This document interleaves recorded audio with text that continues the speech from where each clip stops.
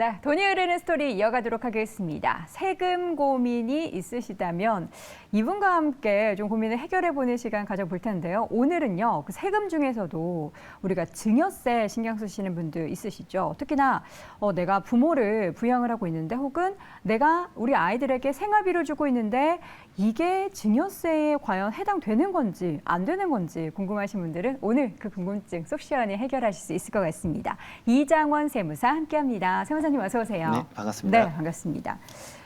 우리가 보통 증여세보다 생활비 정도면 괜찮겠지라고 생각하고 그냥 통장으로 왔다 갔다 혹은 현금으로 왔다 갔다 이렇게 하는데 중요한 거는 그 생활비의 범주가 있다고요? 네, 맞습니다.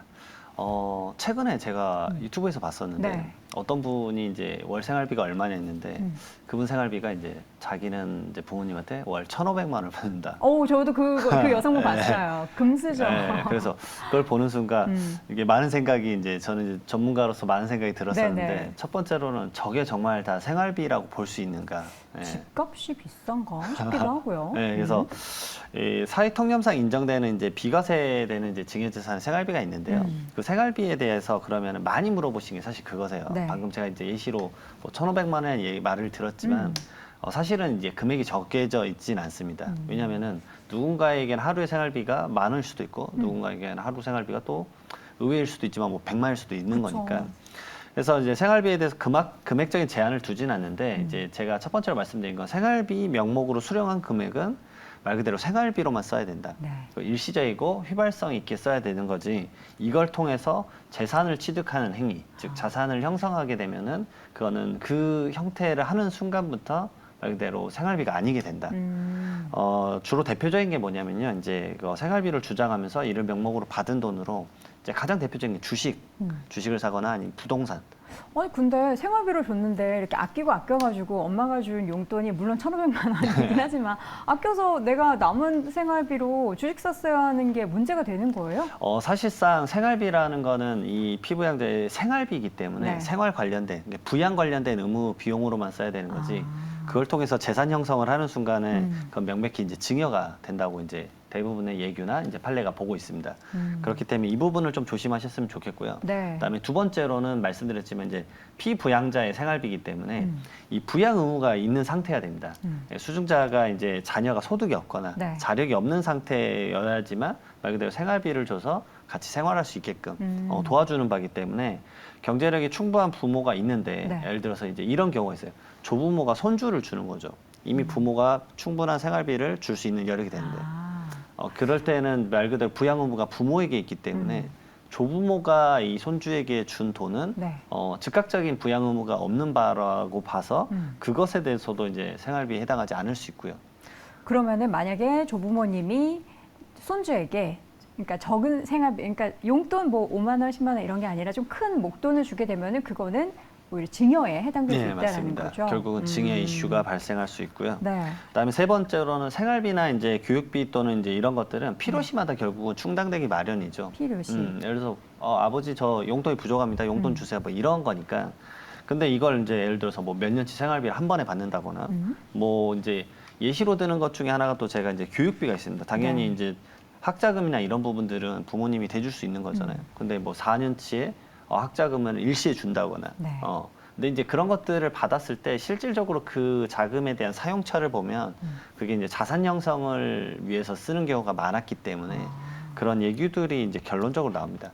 물론 이제 일편적으로 그 상황에 대해서만 바로 뭐 증여세를 추징하거나 이런 게 아니라요. 네. 결국은 그렇게 줬다라는 논리지만 차후적으로 조사를 한층 더 들어가 봤을 때는 결국 그 자금으로 뭐 예를 들어서 부동산을 사서 임대소득을 이미 벌고 있었다거나 그런 이제 차후적인 이제 사건의 모든 처음부터 끝을 봤을 때 결국 자산 형성을 이뤘다라는 그런 부분들이 밝혀지게 되면은 결국은 증여가 된다.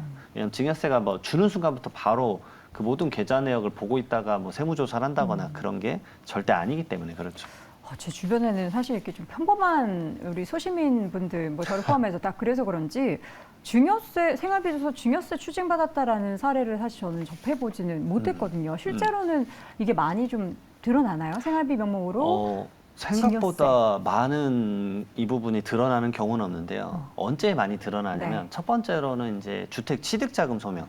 아. 사실 이제 주택 취득자금 조달 계획서랑을 쓰는데 네. 자녀가 경제적 여력이 없는데 갑자기 뭐 5억짜리 주택을 샀다. 그러면 이제 그게 그러면 당신 자금 어디서 났습니까 했을 때 이제 할 말이 없는 거죠. 왜냐하면 국세청은 그 각자에 대해서 소득 금액이 1년 동안 얼마였는지 종합소득세 신고 같은 경우를 통해서 이미 다 파악하고 있거든요. 네. 그리고 이제 두 번째로는 이제 최근에 이제 점점 이슈가 되는 이제 전월세 신고제. 21년 6월 1일부터 이제 신고가 들어갔었는데 그 전월세 신고제에 대한 DB가 쌓이게 되면 이제 주택을 자녀가 취득한 게 아니라 내가 전세로 어디 들어갔는데 그 전세 자금이 예를 들어서 뭐 아주 높은 뭐 10억이라고 가정을 해보면 그 10억에 대해서는 이제 답이 없는 거죠. 그 다음에 이제 가장 대표적인 게 이제 상속세입니다. 상속세가 가장 대표적인데 이게 왜냐면 이제 돌아가시게 되면은 상속세는 무조건 조사가 일어나게 돼 있어요.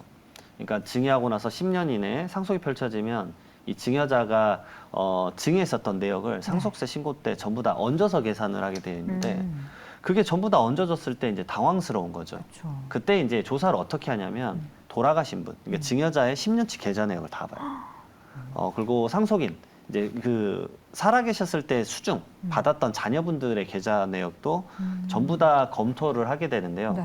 그걸 검토를 하게 되면 사실은 계좌이체 내역이 이렇게 다 나오잖아요. 그러니까 이제 살아계셨을 때는 다 그러시는 거예요. 생활비 줘도 나 한 번도 걸린 적 없어. 근데 그건 당연합니다. 왜냐하면은 살아계셨을 때 모든 계좌를 들여다볼 정도로 이제 국세청의 세무 공무원분들 인력이 많지도 않고 그게 일시적으로 빌려줬던 걸 수도 있잖아요. 모든 사건의 종결을 알 수가 없기 네. 때문에 그러니까 상속을 통해서는 사실 종결이 일어났기 때문에 그것들에 대해서 이제 소명하라고 합니다. 바로 증여세라고 추징을 하진 않지만 1억에 자녀분이 뭐 1,000만 원, 2,000만 원씩 받은 내역이 10년간 보니까 5억 원이 되는데 그 마침 그 타이밍에 이 주택을 사셨네요. 근데 자금이 좀 부족하네요. 결국 이 자금이 주택의 취득 자금으로 쓰신 게 아닙니까? 뭐 이런 식으로 연결성을 갖는 거죠. 그럼 만약에 상속을 안 받으면 어떻게 되는 거예요? 다 미리 증여를 하거나 해서 상속을 안 받게 되면은 이거는 소명 이렇게 밝혀내기가 추후에 어려운 걸까요? 그럴 수도 있습니다. 유사하게 이제 말씀하시는 것 중에 상속세 그러면 신고를 안 해버리면 되지 않느냐. 네. 근데 이제 상속세라는 세목 자체는 과세관청에서 결정, 그러니까 도장을 꽝 찍어줘야 끝나는 세금인데 이 상속세에 대해서도 결국은 사전에 증여했던 재산이 있으면은 그 증여세에 대해서 무조건 추징하게 돼 있습니다. 결국은 사건이 상속과 관련성이 없는 증여 사건이기 때문에 그러면은 이제 그때 당시에 그 증여세에 대해서 신고하지 않은 것과 그와 관련된 이제 가산세들이 점점 붙기 때문에 네. 엄청나게 많은 세금의 추징이 이제 정말 발생하는 경우가 너무 많습니다. 세금이 뭐 어느 정도 많이 붙게 되는 건가요? 제가 아시는 분은 이제 가산세만 120% 붙은 적도 있었어요. 그 그러니까 증여세에 붙어 있는 그 금액에 네, 맞습니다. 가산세가 120%가 네, 더 그래서 붙었다. 예를 들어서 9년 11개월 전에 이제 증여하셨던 게 한 3억 원 정도가 이제 포착이 됐었는데 네.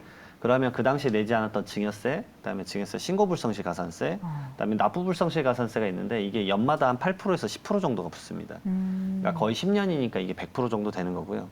그다음에 상속세에서 다시 얹어서 상속세, 그다음에 상속세에 따른 신고불성시 가산세, 그다음에 납부불성시 가산세 이 6개가 붙어가지고 한 3억 2천 정도 추자로 더 내셨던 경험이 있습니다. 상속세 신고할 때 생활비 내역이 세무조사에서 이렇게 다 나오게 되는군요. 네, 결국에는. 물론 이제 이거 얘기를 듣는 순간부터 막 국가가 뭐 모든 걸 다 세금을 걷는 이를 생각을 하시는 게 아니라요. 네. 그러게 뭐 10,000원, 20,000원의 그런 소액에 대해서까지 다 추징을 하진 않습니다. 절대적으로. 그러니까 거래 금액을 좀 어느 정도 설정을 하세요. 그래서 과세관청에서도 뭐 100만 원 이상의 금액 기준만 아니면 뭐 1,000만 원 이상의 금액 기준만 해가지고 네. 그걸 솔팅한 다음에 이제 소명을 요청을 하는 거죠. 왜냐하면 법은 실질적으로 그렇게 적혀 있기 때문에 왜냐하면 1억에 집행이 안 되면 극단적으로는 1억에 갈 수도 있습니다. 돌아가시기 전날에 가족들한테 다 증여를 해주고 버리는 거예요. 그러면 상속세에서 이게 다시 얹어서 계산을 안 하게 되면 네. 증여세가 더 낮은 세율이면 상속세를 더 많이 회피할 수 있겠죠. 그렇죠. 그런 것들을 막으려고 10년의 기간 동안에 증여 내역을 다 살펴보는 겁니다. 그리고 상속인 이외의자인 이제 손주, 사위, 며느리 이제 5년 걸 살펴보는 거고요.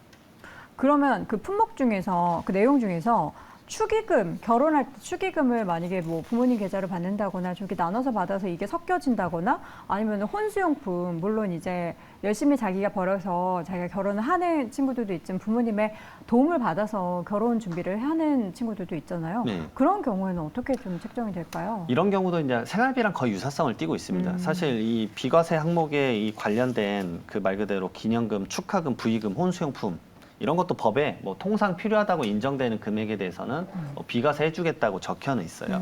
그러면 이제 세부 내용이 좀 궁금하신데 이 관련된 예규 판례들이 꼭 있습니다. 축의금 같은 경우도 이제 이런 이슈가 있었어요. 사실 이건 이제 좀 큰 금액이죠. 네. 축의금이라고 해서 받았던 금액이 이제 거의 10억 가까이 되셨던 거예요. 한 번에요? 네. 아우, 축의금 시원하네요. 아우, 그러니까 예. 이제 그런 내역들이 이제 이게 실질적으로 네. 이게 10억이랑 축의금이 물론 누군가에게는 이제 뭐 조단위 가지고 계신 분들은 예, 가볍게 줄 수 있죠. 예. 예, 너무 큰 금액이니까 일반적으로는 이제 그것에 대해서 이걸로 가지고 이제 주택을 취득하신 거예요. 취득자금 소명을 했더니 아 축의금으로 산 거다.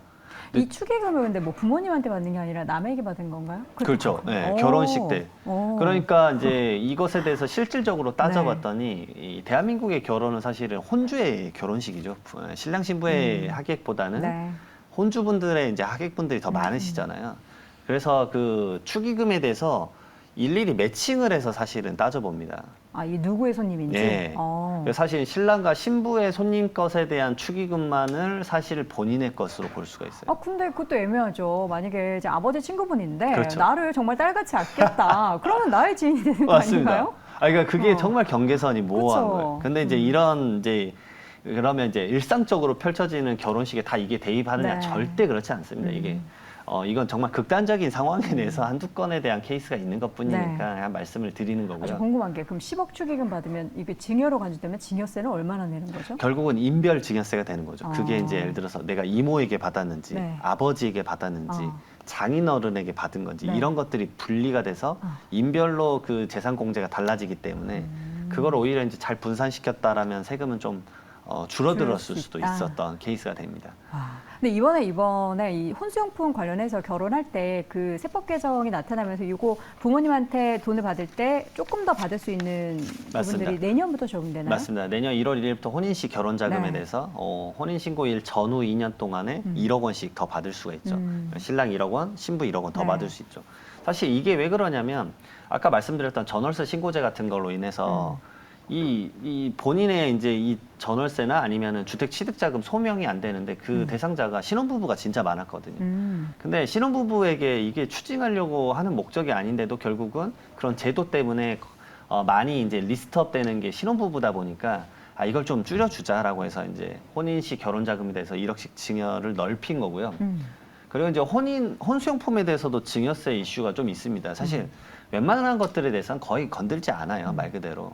근데 이제 좀 극단적인 상황이 펼쳐진 예규들이 있어서 뭐가 좀 있을까요? 약간 재미로 말씀을 드려보면 네. 이런 거예요. 이제 혼수용품은 대부분 예를 들어서 이제 가전제품. 신부가 좀 준비를 한다. 음. 그리고 신랑은 뭐 예를 들어서 집을 준비를 하니까 혼수용품에 대한 그 자금이 신부가 그만큼 마련했으니까 신랑에 대한 그 결혼 그 신혼집에 대한 매수 자금도 결국 혼수용품에 버금가는 거니까 봐줘야 되지 않느냐라고 했었는데 사실 법원에서는 이걸 받아주진 않았었습니다. 그리고 좀 마지막으로 좀 말씀을 드리면 그걸 많이 물어보시는데 증여라는 걸 결국은 이제 포착되지 않기 위해서 차용증을 그러면 쓰면 되는 거 아니냐. 근데 이제 증여란 사태가 일어나고 나서 차용증을 이제 눈 가리고 아웅식으로 쓰시게 되면 결국 실질적으로 뭐 이자 지급을 했니 많이 이런 것들이 다양히 포착되기 때문에 그렇죠. 결국 사후 관계까지 봤을 때 좀 조심을 하셨으면 좋겠습니다. 네, 여러분들이 생활비 명목으로 포함이 되는 그 증여세에 해당되는지 여부를 꼼꼼하게 확인하면서 뭐 자녀나 부모에게 돈 왔다 갔다 하는 거에 있어서도 좀 주의를 하셔야 될 것 같습니다. 오늘 이 시간 세무 관련해서 이장원 세무사와 함께 이야기 나눴습니다. 고맙습니다. 네.